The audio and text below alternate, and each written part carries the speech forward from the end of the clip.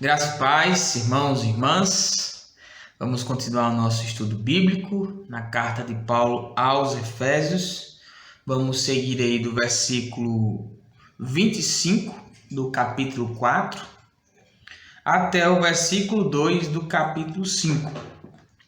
Paulo está na parte prática da carta e a essa altura aqui dessa passagem ele vai dar alguns conselhos gerais sobre a conduta daqueles irmãos de Éfeso. Porém, ele tem uma ênfase a partir desse texto até ao versículo 21 do capítulo 5, na questão do uso da palavra, do uso do nosso linguajar, da forma como nós falamos e usamos a nossa fala. O intuito de Paulo é que aqueles irmãos pudessem conviver em harmonia cristã uns com os outros, usando ali a sua fala, a sua voz. Essa ideia é ligeiramente apresentada aqui nesses versículos, porém tem outras questões também relacionadas à vida de santidade. Nós vamos ler o texto.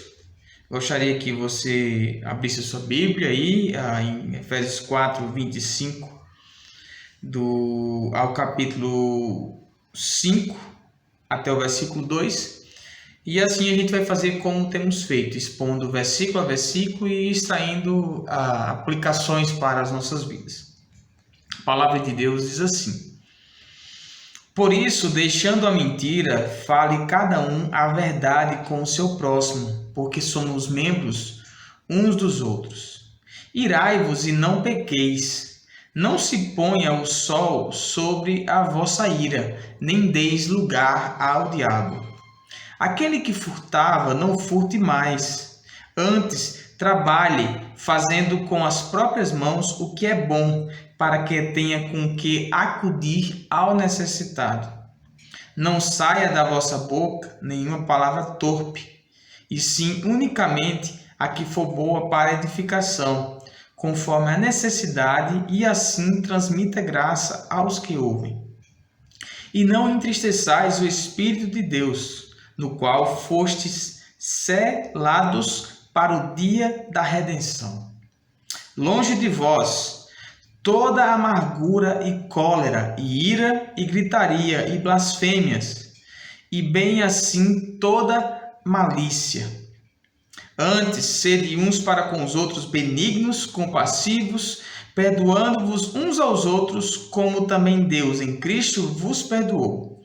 Sede, pois, imitadores de Deus como filhos amados, e andai em amor, como também Cristo nos amou e se entregou a si mesmo por nós, como oferta e sacrifício a Deus em aroma suave. Amém.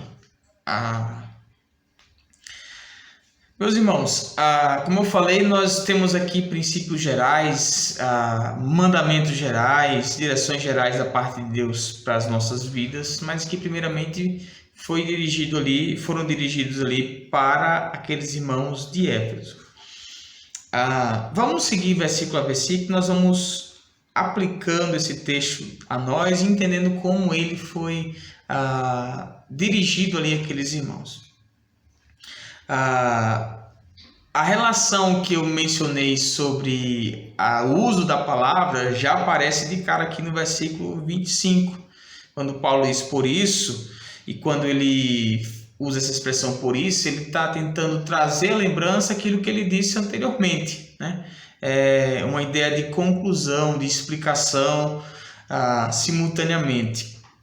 E ele tinha falado anteriormente que nós devemos renovar o espírito do nosso entendimento a partir da natureza do novo homem em Cristo. E a partir dessa natureza nós devemos deixar a mentira e falar cada um a verdade ao seu próximo. Há vários tipos de pecados que insistem, vamos dizer assim, usar essa expressão, insistem em continuar perseguindo os recém-nascidos em Cristo. Às vezes é uma inclinação para alguma área da imoralidade, uma inclinação ao vício, e uma delas também mencionado aqui é a mentira, é o engano, usar da mentira para se beneficiar alguém, alcançar um propósito desejado por meio dessa prática da mentira, né? E Paulo vai dizer que nós devemos falar a verdade ao nosso próximo. E pensando na ideia de próximo, que é qualquer pessoa, né? Mas Paulo especifica nesse contexto a quem ele está se referindo, para qual situação ele está falando, né? Porque somos membros uns dos outros. E, portanto, aqui Paulo está falando no convívio da igreja. O que não significa que não devemos falar a verdade em outros lugares, porque nós devemos carregar essa verdade, essa prática da verdade, por onde quer que andemos. Somos membros uns dos outros, e essa é a explicação que Paulo dá. Por que nós devemos falar a verdade e devemos abandonar a mentira? Porque somos membros uns dos outros. A intenção de Paulo aqui é que não façamos mal uns aos outros. Se somos membros uns dos outros, nós queremos ver o bem um do outro. E, portanto, não convém a um novo nascido, um nascido de novo em Cristo, continuar com a prática da mentira, porque ela vai ferir os relacionamentos. Imagine que alguém mente para você naquilo que você está ouvindo, você acredita, você confia, você até age de acordo com aquela mentira, pensando ser verdade, e daí toda a sua vida pode se desorganizar, você pode incorrer em várias situações até pecaminosas por conta daquela mentira que você ouviu como se fosse verdade. Mas quem falou maliciosamente para que tivesse algum proveito e atingisse algum resultado desejado ali. Quando a mentira faz parte dos nossos relacionamentos, ela vai corroendo, destruindo a confiança e distorcendo ali, principalmente, aquilo que devemos cultivar, que é a verdade. Então, Paulo se preocupava com isso e falou para aqueles irmãos expressamente: deixando a mentira, vocês falem a verdade. Ele vai trabalhar muito essa ideia aqui: deixe uma coisa, substitua por outra. Deixe de fazer isso e passe a fazer isso. E aqui, deixar a mentira e falar a verdade. O versículo 26, ele diz assim, que é um versículo um tanto controverso e difícil de interpretação. Irai-vos e não pequeis, não se ponha o sol sobre a vossa ira, nem deis lugar ao diabo, emendando o versículo 27. Paulo aqui está citando o Salmo 4, o versículo 4, se não me engano. Deixa eu só conferir aqui para citar certinho. Salmo 4. Isso, Salmo 4, versículo 4. Na verdade, Paulo faz isso muito nessa passagem aqui. Citações do Antigo Testamento, alusões ao Antigo Testamento. Aqui ele está fazendo uma citação direta, tal como está lá no texto da Septuaginta, que é a tradução do hebraico para o grego do Antigo Testamento. Irai-vos e não pequeis, não se põe o sol sobre a vossa ira, nem deis lugar ao diabo. Paulo está tratando aqui do comportamento e orientando os irmãos a buscarem uma vida de santidade. Como os irmãos devem ter percebido aí na nossa leitura, nós lemos lá no versículo 31, nós vamos chegar nele, mas só para compará-lo com essa menção de Paulo aqui no versículo 26, Paulo vai dizer no versículo 31, longe de vós toda amargura e cólera e ira, e gritarias e blasfêmias, e bem como toda malícia. Note que Paulo está dizendo assim, longe de vocês, e ele vai citar algumas palavras assim, que são muito próximas do seu sentido, que traz a ideia de ira, de raiva, de indignação, né? E ele vai dizer: longe de vós essas coisas. Qual seria então o sentido de mencionar irai-vos e não pequeis, ao mesmo tempo dizer para deixar longe de nós a ira? Isso leva a alguns questionamentos sobre qual seria o real entendimento dessa expressão irai-vos e não pequeis, uma vez que é uma citação lá do Antigo Testamento. Confesso que não é uma tradução fácil, mas eu tenho procurado entender junto com outros estudiosos, assim, e principalmente com especialistas dessa área de interpretação, hermenêutica, línguas bíblicas e tudo mais, que pelo fato de ser um verbo na voz passiva, muito provavelmente o que Paulo tem em mente aqui é que uma vez que alguém fosse provocado a ira, essa pessoa não deveria pecar. Seria você ser exposto à ira, você ser colocado numa situação de ira, submetido a um contexto em que normalmente você se iraria, mas você não deve fazer isso, você não deve se irar. E mesmo que isso venha a acontecer, a orientação bíblica é que não se ponha o sol sobre a vossa ira. O que isso quer dizer? Quer dizer que o dia não deve amanhecer, ou melhor dizendo, né, a noite não deve começar.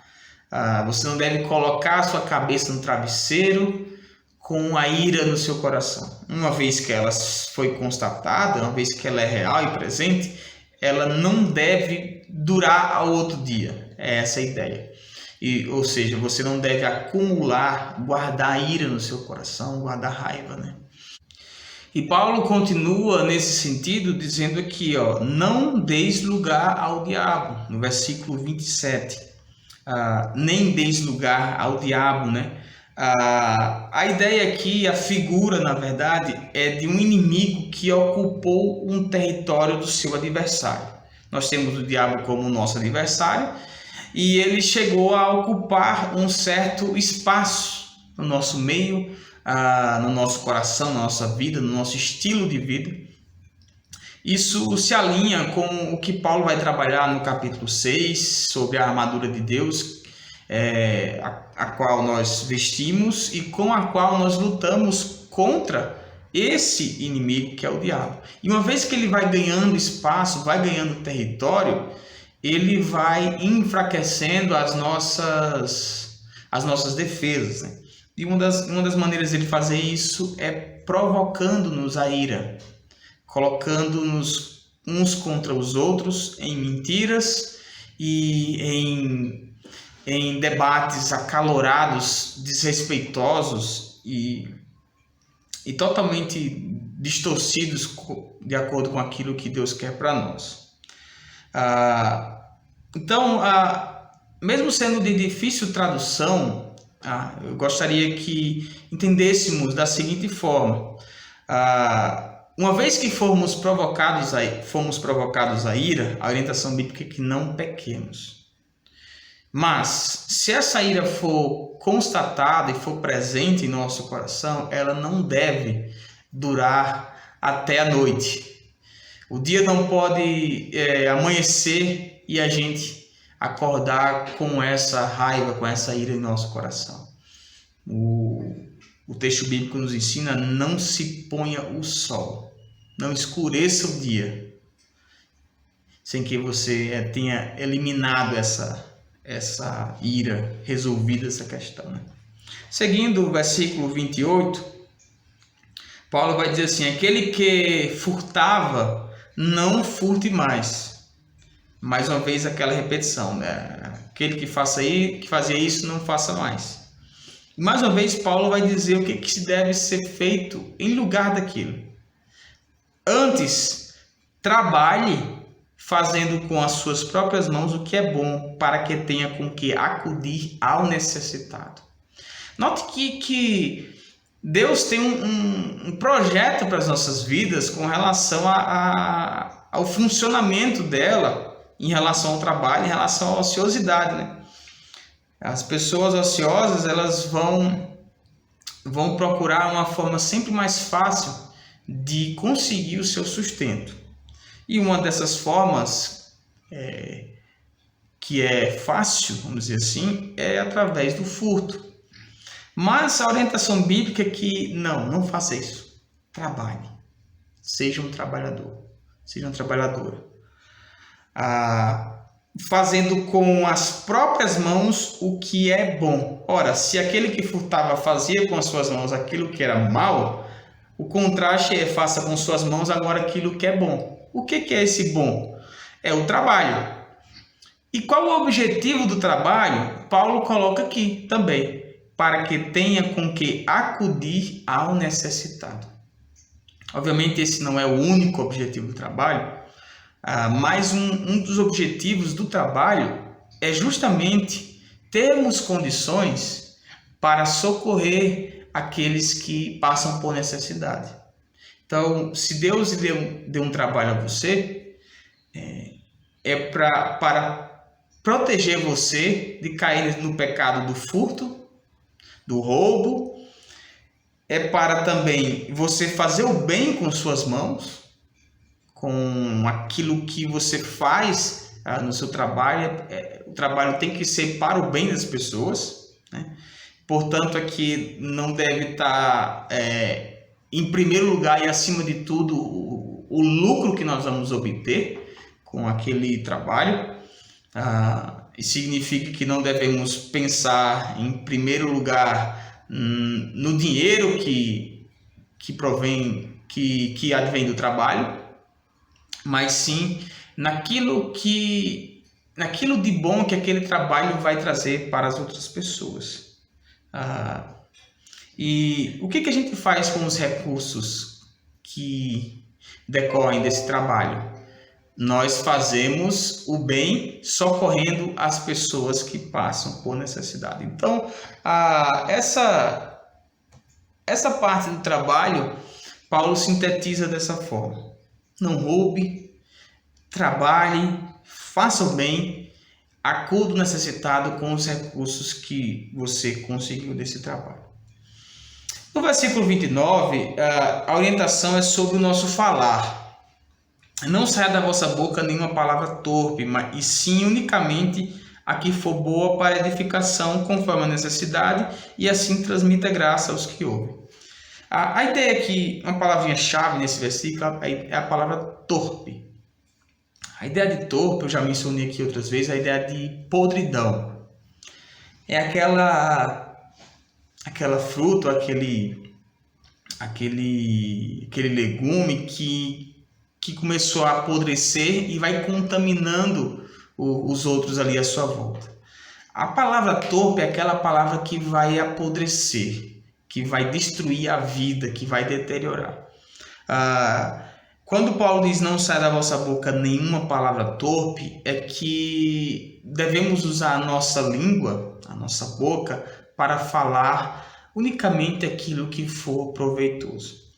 E tem algumas diretrizes também nesse sentido. E sim, unicamente a que for boa para a edificação. Meus irmãos, pensem como o padrão de Deus é diferente do nosso. Nós devemos falar aquilo que for bom para a edificação. Jesus vai dizer que no juízo os homens prestarão conta de toda palavra frívola que eles pronunciaram em suas vidas. Devemos prezar pelas palavras que edificam. E fazendo isso, devemos necessariamente recorrer à palavra de Deus, para que ela faça parte do nosso vocabulário e para que ela transforme o vocabulário da sociedade também à nossa volta. A palavra boa para edificação, nós poderíamos pensar, não, toda a palavra de Deus é boa para edificação, mas Paulo adiciona aqui, conforme a necessidade. Nós não devemos negar que toda a palavra de Deus é boa para edificação, mas nem todas as pessoas estarão passando pelas mesmas necessidades naquele momento. Então, para cada pessoa e para cada necessidade, uma palavra específica. E isso requer direcionamento de Deus, discernimento espiritual, para que falemos conforme a necessidade e assim, isso é, em consequência e finalmente, transmita graça aos que ouvem. A ideia do nosso falar é transmitir graça, transmitir a vontade de Deus, a edificação que vem do Senhor.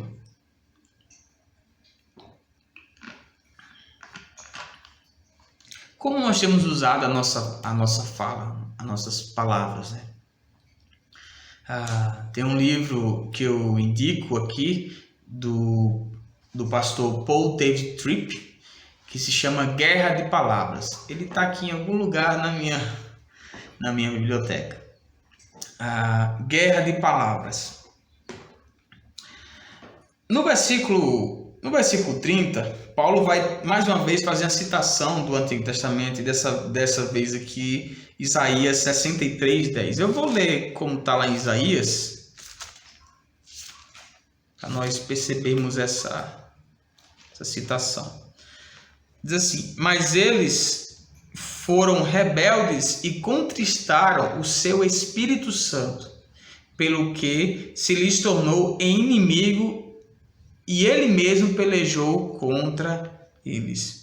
A ideia de que quando o povo de Deus se rebelou contra o Senhor, o inimigo deles passou a ser o próprio Senhor, por causa desse entristecimento causado em seu espírito, né?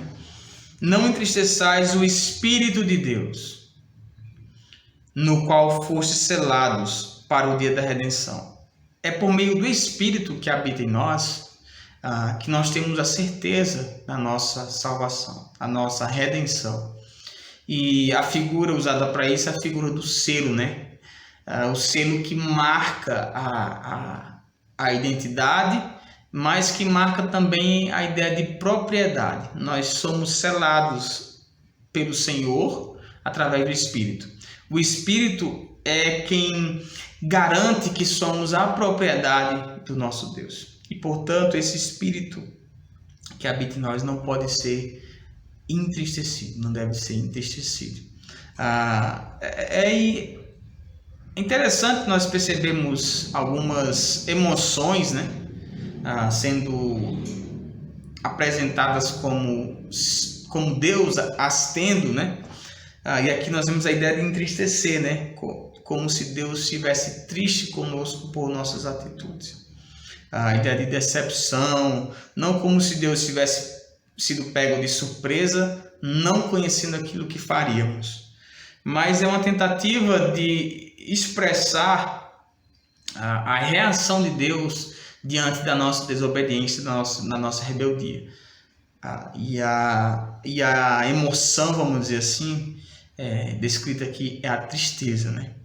Deus se entristece conosco, o Espírito do Senhor se entristece conosco quando desobedecemos. Então, não entristeçam o Espírito do Senhor, é isso que Paulo está falando. No versículo 31, como eu já havia mencionado, Paulo vai dizer: longe de vocês toda amargura, cólera, ira e gritarias e blasfêmia, e bem toda sorte de malícias.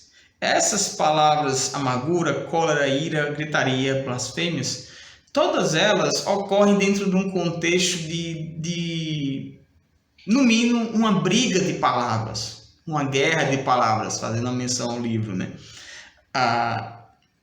E é justamente isso que Paulo quer combater aqui, o uso da palavra, da voz, das palavras de uma forma errada, que não traz edificação, que não traz proveito algum, que não edifica, que não transmite graça.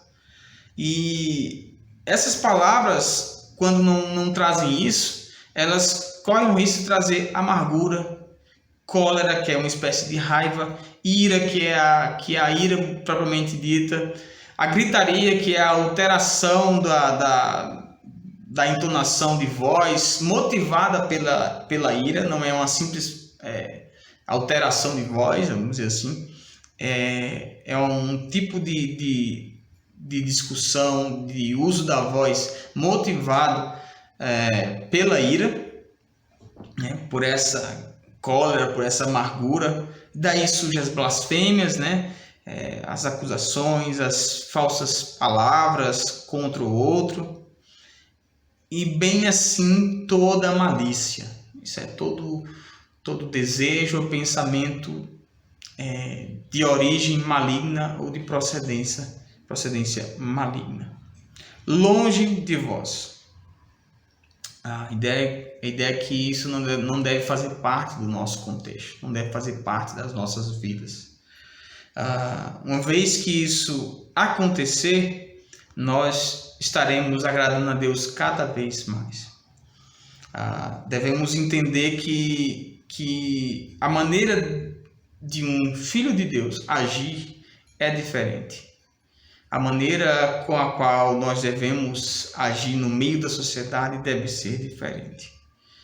Deve ser sem amargura, sem cólera, sem ira, sem gritaria, sem blasfêmias, sem malícia. Um desafio para nós que muitas vezes somos tidos como fracos, somos tidos como tímidos, medrosos,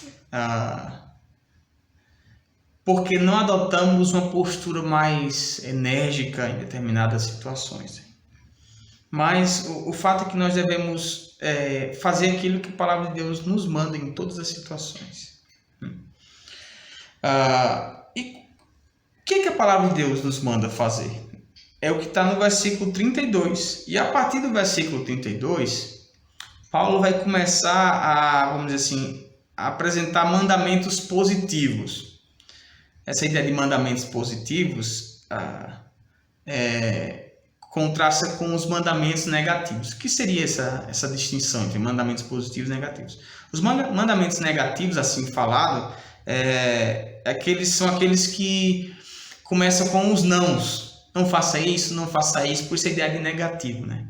Então, do versículo 31 do versículo 25 ao versículo 31, melhor dizendo, Paulo apresenta mandamentos negativos, né? Constantes negativas. Não faça isso, fique longe disso, não saia da vossa boca isso, aquele que furtava não furte mais, não pequem quando provocados a ira, abandone a mentira. Então, tudo isso são mandamentos no sentido negativo, né? Os mandamentos no sentido positivo são aqueles que ordenam que façamos alguma coisa. Assim, versículo 32, sede uns para com os outros benignos, compassivos, perdoando-vos uns aos outros, como também Deus em Cristo vos perdoou. Então, note o que Paulo quer substituir por essa gritaria, por essa ira, por essa cólera, por essa mentira, por esses debates calorosos. Paulo quer substituí-los por benignidade, compassividade. Sejam uns para com os outros benignos. Isso é a disposição para fazer o bem, agir em benefício do outro. A ideia de compassivo é justamente ligado à compaixão, que envolve a paciência, que envolve se colocar no lugar do outro, perdoando-vos uns aos outros em amor. Meus irmãos, porque o que mais vai acontecer num contexto assim que Paulo está tentando corrigir, em que a amargura, cólera, ira são pessoas ofendidas e pessoas que ofendem outras pessoas. E nesse contexto será necessário a prática do perdão, a prática do arrependimento, da confissão de pecado, do confronto pessoal, da admoestação. E nessas relações precisa haver o perdão. Por isso que Paulo adiciona aqui, acrescenta, perdoando uns aos outros.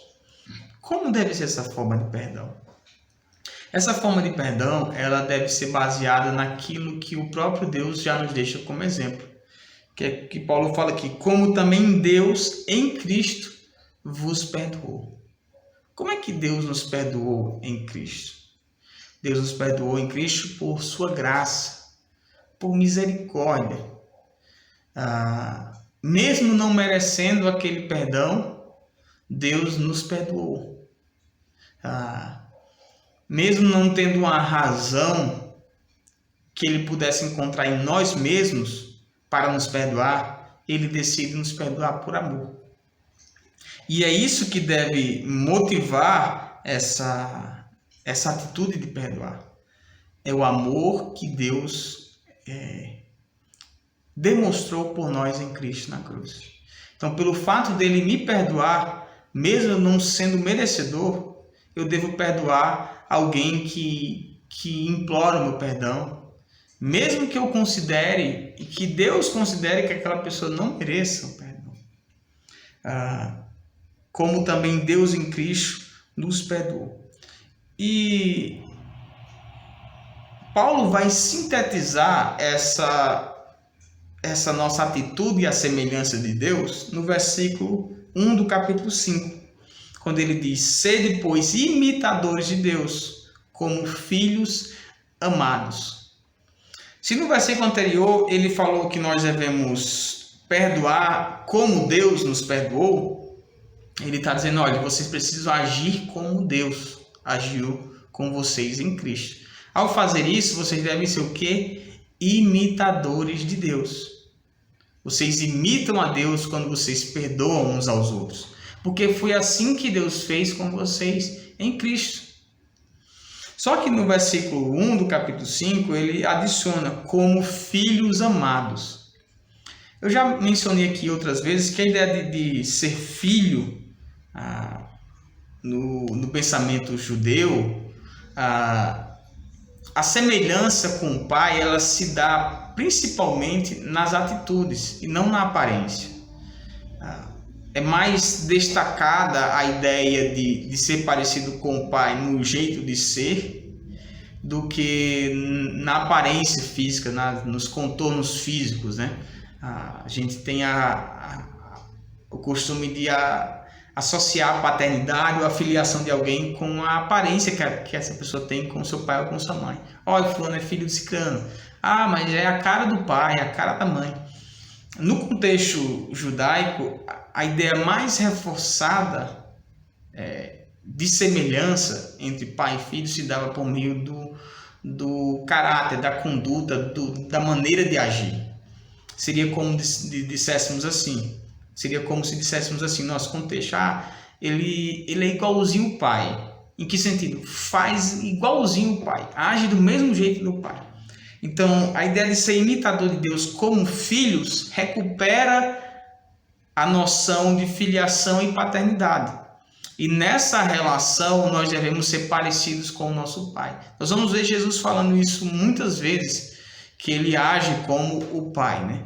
E a ideia dele se apresentar como filho e fazendo as obras do pai gerou muitas acusações e indignações por conta dos religiosos da época, porque eles entendiam claramente que Jesus, ao se dizer que era filho de Deus, tornava ele semelhante a Deus nas suas atitudes, nas suas práticas. Então, como filhos amados, devemos ser imitadores de Deus. E nesse sentido, devemos perdoar uns aos outros. E andar em amor, versículo 2, como também Cristo nos amou e entregou a si mesmo por nós, como oferta e sacrifício a Deus em aroma suave. Note que o que move esse nosso estilo de vida, de perdão, de uso das palavras, é justamente o amor com o qual Deus nos amou em Cristo. E foi motivado por esse amor que Cristo se entregou por nós na cruz. E devemos amar como Cristo nos amou. Nós temos um padrão, meus irmãos. Esse padrão é o padrão de Cristo. Cristo nos amou de uma maneira extraordinária, demonstrando esse amor, se entregando por nós naquela cruz. E é isso que Paulo vai falar aqui como uma oferta e sacrifício a Deus, em obediência ao Pai. E em aroma suave é uma ideia de que Deus aceitou aquele sacrifício, né? A ideia de fazer um sacrifício em aroma suave, eles, ao fazerem o sacrifício, eles queimavam o incenso ali também, para que, porque o cheiro da carne queimada era muito forte, e a ideia do incenso e desse aroma ali era para que esse cheiro da carne fosse amenizado. E era como se ele estivesse oferecendo um banquete para Deus. E no entendimento do Oriente Médio Antigo, você deveria oferecer um bom cheiro para aquele sacrifício, para aquele ritual, né? Só que o cheiro da carne era muito forte, por isso eles queimavam também esse aroma suave. E a ideia de que Deus também estava sentindo esse cheiro, estava se agradando desse aroma. Então, em aroma suave diz respeito ao fato de Deus estar recebendo aquele sacrifício, recebendo aquela oferta. Foi o que Deus fez por nós em Cristo. Cristo se entregou como sacrifício e Deus aceitou esse sacrifício. E em semelhança a Ele, em conformidade com esse Cristo, nós também amamos uns aos outros e perdoamos uns aos outros. Terminamos, meus irmãos, essa porção do texto bíblico. Muitos conselhos práticos, como eu mencionei, embora gire em torno ali do uso das palavras, dos relacionamentos pessoais, a maneira como nos dirigimos uns aos outros deve ser controlada e regida pela vontade de Deus em nós, direcionada pelo Espírito Santo, ao qual nós não devemos entristecer, porque Ele é a marca e a garantia de que somos salvos e seremos redimidos, e portanto devemos andar em amor. Lembrando que isso é tratado como sendo uma guerra, como uma espécie de guerra, e nessa guerra nós não devemos dar um espaço, um lugar para que o nosso inimigo se aproxime e vá ganhando ali território em nossas vidas. Que Deus nos abençoe, que Deus nos fortaleça com essa palavra e nos faça entender cada vez mais a necessidade de termos ela guardada em nosso coração. Que Deus abençoe a sua vida, que Deus abençoe a sua semana, o restante da sua semana, e que essa palavra produza fé em seu coração no nome de Jesus. Amém.